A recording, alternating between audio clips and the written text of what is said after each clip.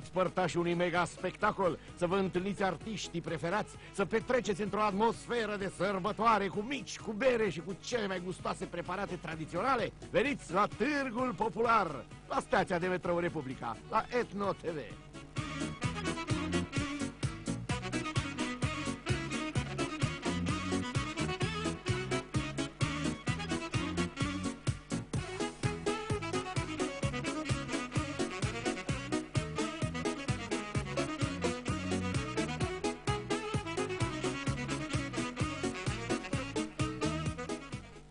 Foaie verde de aluni, iarăși am plecat la drum, dar ne oprim marți 27 august la Peștișorul de Aur din Sâncraiu de Mureș, iar miercuri 28 august vă dăm întâlnire la Complexul Muzeal Bistrița Năsăud.